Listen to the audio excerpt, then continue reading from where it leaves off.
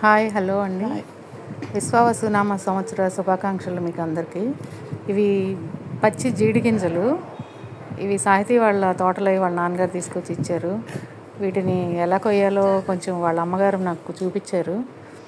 Try చేశాను. Curry చేసుకుంటే చాలా బాగుంటుంది. వీటిని ఫస్ట్ ఇలా కట్ చేసి దానిలో నుంచి ఫోర్క్తో పప్పును లాగాలి బయటికి. కర్రీ చేసుకుంటే చాలా బాగుంది. కేజీ 200 అలా అమ్ముతారంట అటువైపు. మనకైతే ఇటువైపు కృష్ణా జిల్లాలో అయితే నేను ఎప్పుడు చూడలేదు పచ్చికాయలు అమ్మటం.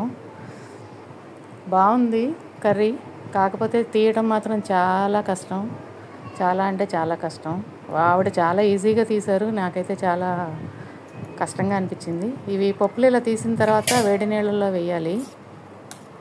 ఇలా వేడి నీళ్ళల్లో వేసిన తర్వాత దానిపైన ఇంకొక పొర లాంటిది ఉంటుంది. ఆ పొర కూడా మనం రిమూవ్ చేయాలి.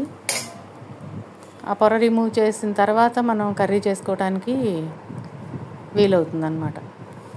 నేను గ్లౌజులు వేసుకుని కూడా ట్రై చేశాను, అయినా కూడా నాకు హ్యాండ్ కొంచెం డ్యామేజ్ అయింది. ఇగోండి పప్పు ఇలా రెడీ అయింది. దీన్ని సాహితీ ఇలా టమాటో వేసి కర్రీ చేసింది. కర్రీ అయితే చాలా బాగుంది.